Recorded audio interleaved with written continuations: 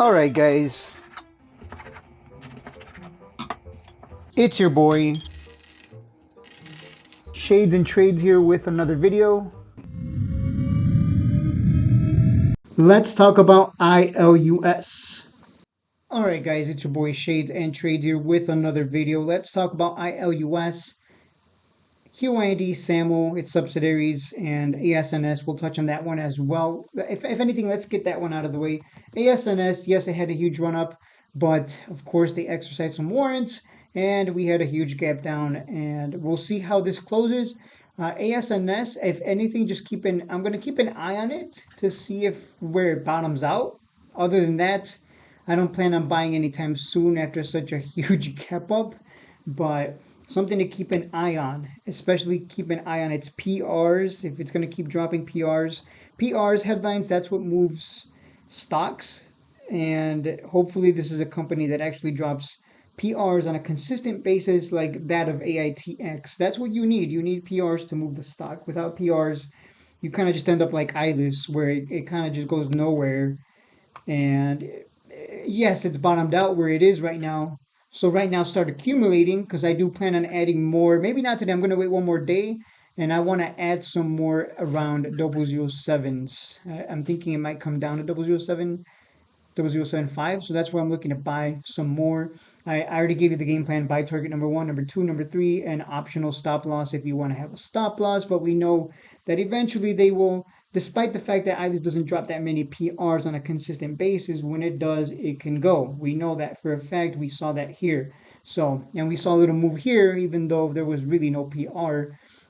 They still haven't dropped the 10Q. I have changed my tune. I am very much interested in this stock. And let me see. Let me just show you. I think I showed you this yesterday, but yeah, I added $2,000 worth. First position, we'll add more if it comes down. You know, we've been here before. We did this last time. We'll do it again. Rinse and repeat. That's all you got to be like an algorithm. If share price touches buy targets by the allotted amount of position or whatever, just buy the position and then just wait. Really, that's all it is. You just treat it like an algorithm. We don't get emotional. We don't go, oh no, it's coming down. Oh no, it's the end of the world, guys. We're already at double zeros. We're not buying at 50 cents, 40, 30, 20, 10, 8, 6 cents. Those people are absolutely bagged on those positions. Yes, maybe they're green now because they average down so hard down here, but that does not change that those positions that they bought above 1 penny are absolutely red. So we're buying as cheap as possible. I know some of you waited all these years to be able to buy when it finally oops when it finally bottomed out. And here we are. Take advantage because when a penny stock bottoms out, it's gonna just have run ups, and you just want to buy as cheap as possible. Here's Sybil, for example. Sybil before the CE designation, it was going sideways at 1 penny.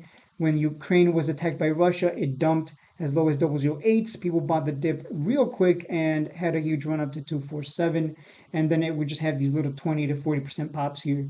And that is the power of buying a penny stock near its bottom and taking profits when it runs 10, 20, 30, 40%. Or maybe it just moves 10%. I mean, you can flip it, go ahead.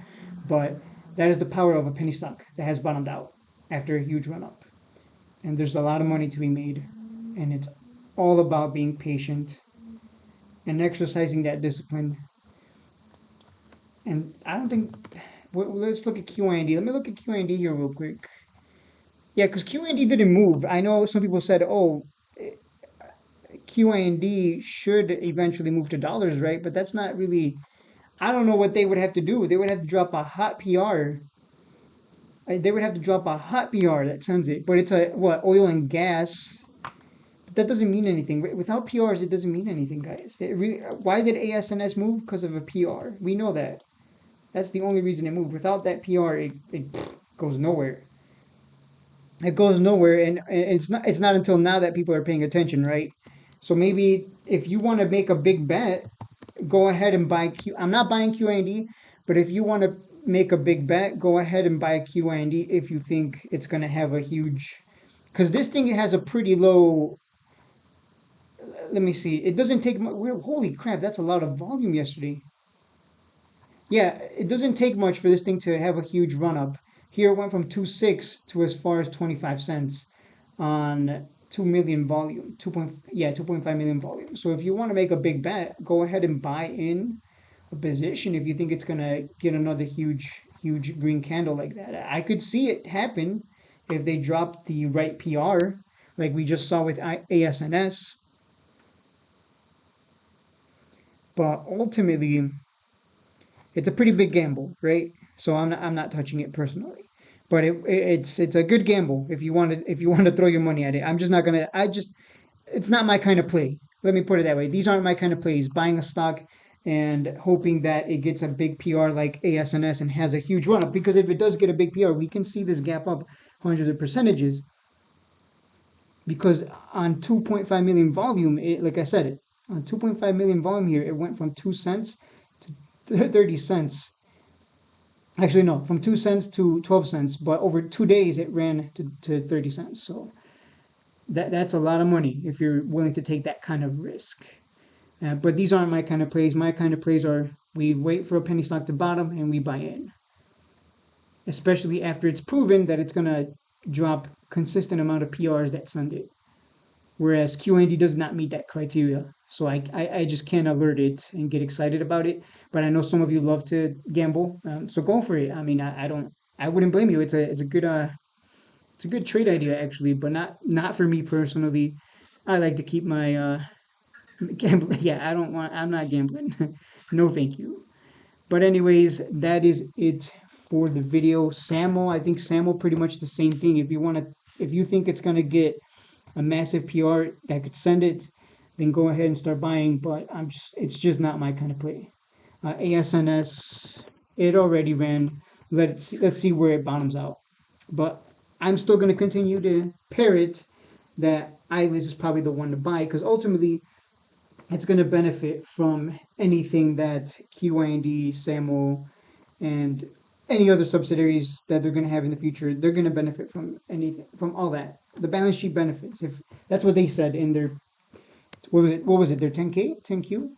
I keep track of so many stocks. I forget who dropped what and when. Yeah, the 10K, not the 10Q. They're going to benefit. Their balance sheet is going to benefit. You'll see eyeless surge, maybe even in sympathy. But other than that, that's it for the video.